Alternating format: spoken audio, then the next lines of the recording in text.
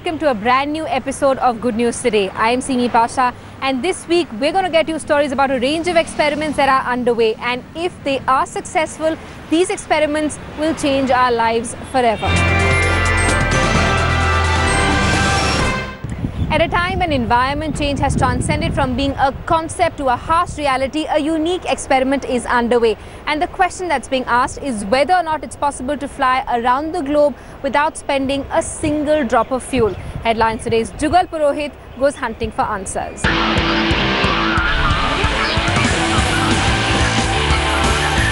On the 10th of March 2015, a massive winged visitor swooped into the city of Ahmedabad. With a wingspan of 72 meters and powered by more than 17,000 solar cells. This foreign visitor was the world's first solar-powered aircraft, Solar Impulse 2, in for a brief halt on its round-the-world trip. Good evening, Ahmedabad! Good evening! The flight was received with loud cheers by a large audience gathered at the Ahmedabad airport to witness the historic landing. So happy to be in India, you cannot imagine. Curiosity of seeing the plane. You know, the ad that is come up that this is a no fuel consumption plane. So the curiosity to see the plane, and that's what has pulled me here. It's the first ever solar powered plane, so that's really intriguing. It will reduce global warming and it is a good invention for this world. We got a chance to see this machine up close and speak with the team behind the world's first no-fuel aircraft. We would like to show with Solar Impulse that clean technologies and renewable energies can achieve the impossible, like flying day and night with an airplane that has no fuel. This becomes our home. You know, I can bring down the part of the seat here. It's a little bit heavy, and I could lay down. Now it's not installed for that, so I can make like a very small bed, and we plan to sleep for about 20 minutes at a time, but enough to rebuild energy. So what you do is, you develop your habits, you will feed yourself, you will make your natural needs. You have a toilet which is in this part of the seat, and you will develop an emotional relationship with this environment, which is your home, which protects you against the cold of you get at very high altitude, which can go down to minus 40 degrees. 17,248 solar cells propel this one-of-its-kind aircraft. Now, why do I call it a one-of-its-kind aircraft? Because with a wingspan as much as that of a Boeing 747 jet at 72 meters, it weighs and moves as fast as your car does, propelled by an engine which is like that of a motorcycle. With every single living moment, this plane and the people behind it are scripting history. Solar Impulse 2, wingspan 72 meters, larger than that of Boeing 747, powered by 17,000 solar cells, cells which recharge 4 lithium polymer batteries. It has the ability to fly endlessly day and night. Flies at speeds from 36 to 140 kilometers per hour. Airframe is made completely of carbon fiber. It weighs just 2,300 kg. During day, it can climb to 8,500 meters and descend to 1,500 meters at night. Capable of flying over oceans for several days and nights in a row, Solar Impulse plans to travel 35,000 kilometers around the world in 25 days over the course of roughly 5 months. Beginning the journey from Abu Dhabi in UAE, Solar Impulse 2 has passed over the Arabian Sea and landed in India. It will continue its journey on to Myanmar, China, and the Pacific Ocean. After crossing the Atlantic Ocean, the final legs include a stopover in southern Europe or North Africa before completing the round-the-world flight at its final destination in Abu Dhabi, Solar Impulse's official host city. The aircraft, designed for only a single pilot, will see its initiator and pilot, Bertrand Piccard, and co-founder and co-pilot André Boschberg, flying alternate segments along the 35,000-kilometer route.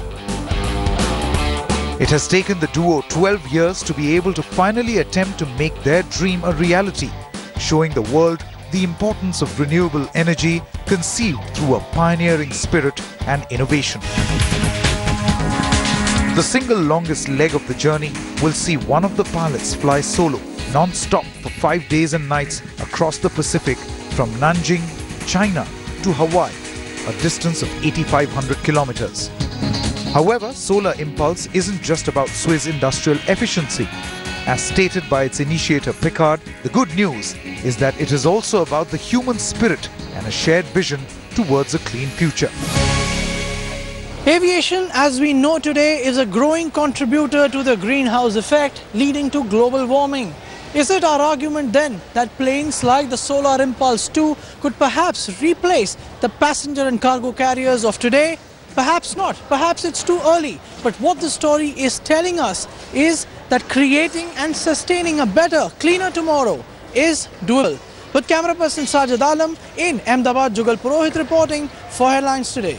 President Pranab Mukherjee recently hosted a group of innovators at the Rashtrapati Bhavan, bringing together all the stakeholders under one roof, from school and college children to bankers and scientists. The idea was to connect innovators with those who can provide them with money to launch their innovations in the real world. Here's a special report. Hello everybody, this is Priyanka Matikshara from Chennai, Tamil Nadu, and this is my project. It's Super Stalker 3Z. It's an ultra modern dustbin. It's an upgraded version of the public dustbin which we have currently in our country. So this is how it basically functions. When I throw garbage inside through this, it compresses the size of the garbage to the minimum level it can, depending upon the garbage. So in the place of many dustbins, if we can just have this one dustbin, it is enough. And after it gets filled, it sends an automated message to the nearby dump yard saying it is full. So the person can immediately come and collect it. Like usually in many cities of India, we follow 24-hour cycle to remove the garbage bins. And every 24 hours, before they come in urban areas, things get overflowed and there's a lot of mess happening. Whereas in rural areas, it's not even half filled, where there has to be a huge truck going all the way there. So to solve all these issues, I've come up with a level communicator technology. Like, for assuming it is full now, I have received a message in my phone. It's an automated message. It says, we give a code to every dustbin and it says it's full, we can immediately come and collect it. So the person who is in charge of collecting really knows when it is full, so he does not delay or come in advance. In addition to this whole unit, I also have an automatic street light. Since everything works only with solar in night time, the safe solar energy is of dormant. It's dormant. It's of no use. So I have come up with this technology of automatic street light. Immediately after, when the environment becomes dark, the light starts glowing. So it is automatic, and not all street lights in India are solar based. So by introducing my dustbin, we can actually have all the street lights to be based with solar. And all these equipments, there's no guarantee leaving in streets. So I have also come up with this CCTV technology. It can be connected to the dustbin, and there can be live surveillance done in any public place. So the person actually gets to know as what is happening around, as well as it protects the safety of it actually takes care of the safety of the dustbin. I was in grade 9 and now I'm in grade 11. So it took me all this while to gradually develop with this idea. I don't get time always to do this. So every holiday I keep enhancing whatever I do. It's a passion, hobby, and I would like to take it up as my profession. I want to be a really good engineer, no matter any stream, but a good engineer, innovator and an entrepreneur. 3 साल पहले मेरे दादाजी का accident हुआ था, तो वो walker use करते थे। तो मैं उन्हें देखती थी कि वो सीढ़ियों पे नहीं चढ़ पाते हैं, उन्हें प्रॉब्लम होती है। सिंपल वो नीचे ही रहते थे, छत पे नहीं जा सकते थे। तो मैंने वहीं से सोचा कि इसके लेग को हम लोग एडजस्टेबल बना सकते हैं, ताकि ये ऊपर नीचे हो सके और इसे हम लोग सीढ़ियों पे भी यूज़ कर सकें।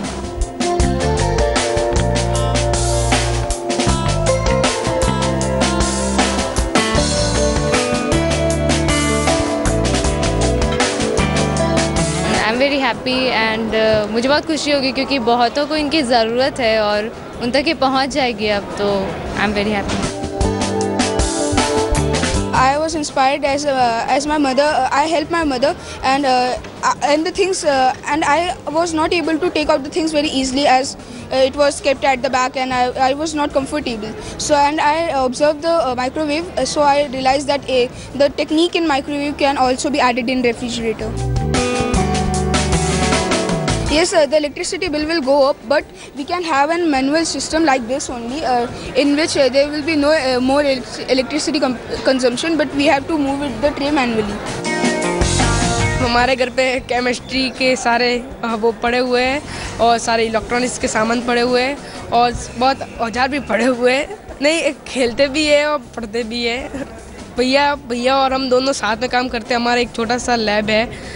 पापा हमें हेल्प करते बहुत इन चीज़ों में, कुछ मांगे तो लाके दे देते पापा। हम रेलवे स्टेशन पे बैठे हुए थे, जो स्वीपर्स जो होते हैं वो बार रैपर्स उठा रहे थे।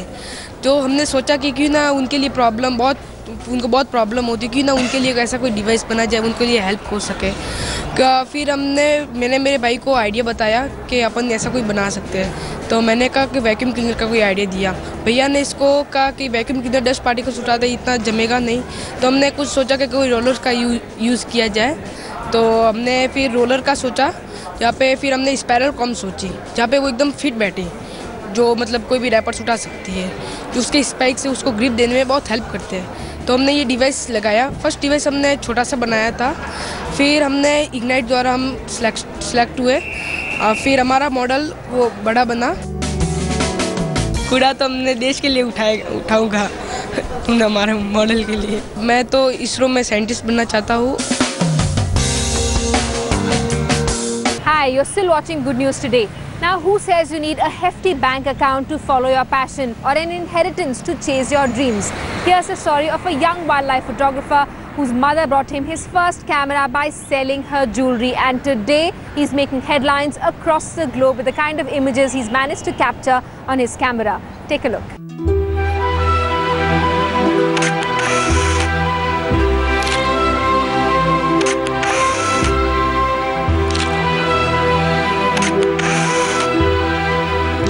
Not many times has the snow leopard been captured on camera. And it is rarer still for an Indian photographer to have achieved the feat. There are some who are renowned, and then there is Dhritiman, who till now is not so well known. But snow leopards are Dhritiman's favorite subject, and by having captured them on his camera, Dhritiman has proved that one need not be born with a silver spoon to achieve one's dream. Nor does one have to be privileged to gain expertise and recognition. For his passion, Dhritiman would travel from the sea to Ladakh to capture these elusive ghosts of the Himalayas. The weather is not very good. The temperature is very low, and there's a cold wind also, a little bit of snowing, but the camera is working very well in this extreme condition.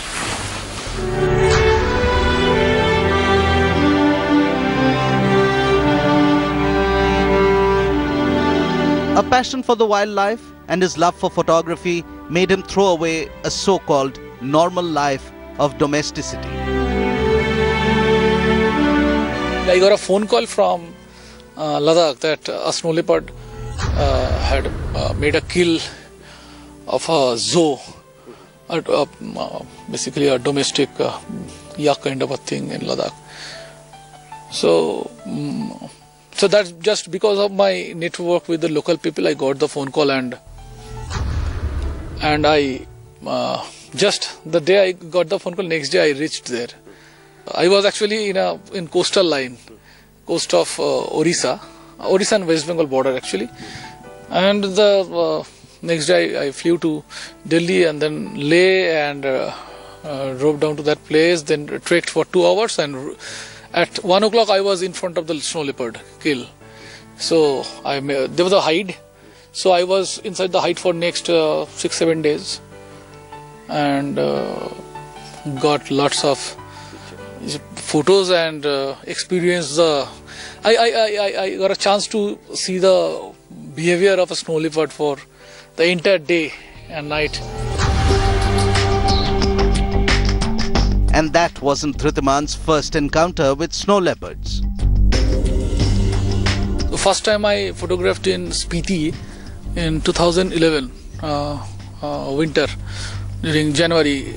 So I was looking for snow leopard in Spiti area. That area was covered by snow that time, and the temperature was like minus 11 in the daytime to minus 8 to 11 to minus 28 in the night.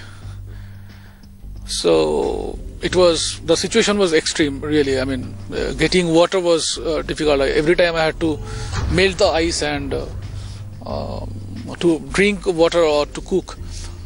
But the good thing was the entire area was covered by snow, so it was easy to find the pug marks of the snow leopard. After 20 days I went there and I was staying there. And one fine morning I found a very fresh pug mark there. And that pug mark went to a cliff, which cliff was very vertical and sharp. So what I did, I made a hide with stones, and I got this pug mark around early in the morning, around 7, I think, what I can remember. And I made a hide close to that cliff, and just I was waiting for a few hours. After 6 hours, I just saw a head popped up from the snow. So that was my first snow leopard sighting.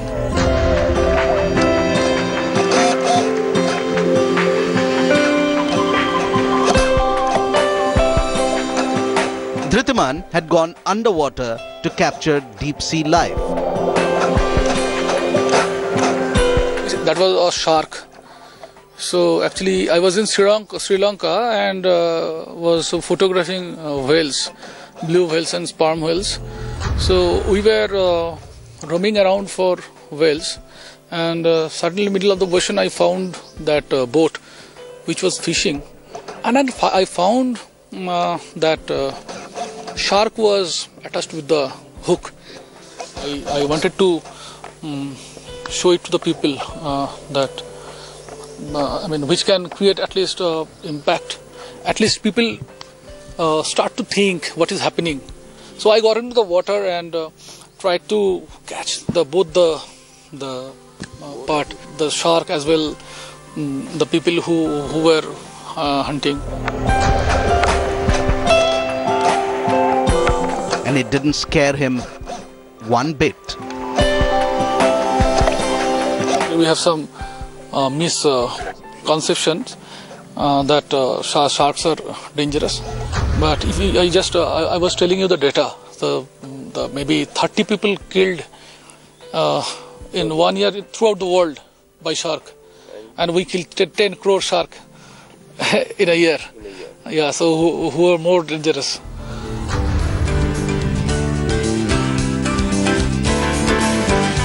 It wasn't easy to opt for a life like this. Dhritiman Mukherjee comes from a middle-class background. His mother mortgaged her jewellery for him to buy his professional camera kit, and his father sold off half his property to support Dhritiman's field trips.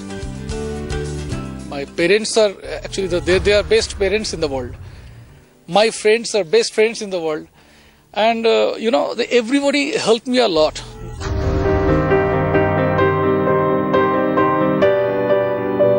Today, Dhritiman's photographs are bought by renowned magazines, corporate houses and publishers.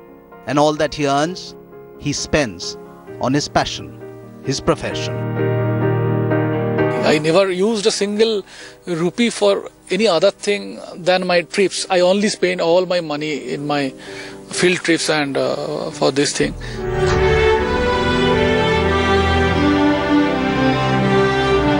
Accolades and recognitions have come Dhritiman's way. His motivation, after 15 years in the profession, has changed. While it was love for the outdoors that got him to promise his life to wildlife photography, today it is conservation That is his guiding principle. Wildlife is much more important than photography. So whenever you go for photography, just keep in mind the welfare of the animal is always come first. If you talk about the success of a photograph, I feel like me, I take photograph for mass, basically the common people.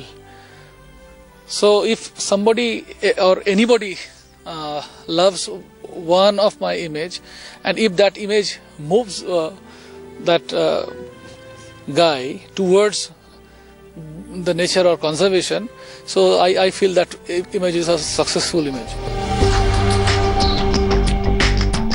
In the middle of busy humdrum daily life, Dhritiman Mukherjee's photographs add a dash of natural color.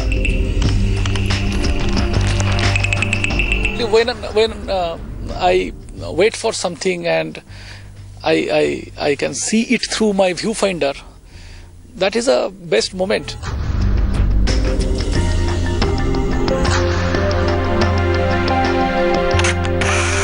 This is a good news story by Pankaj Kelkar from Pune for Headlines Today.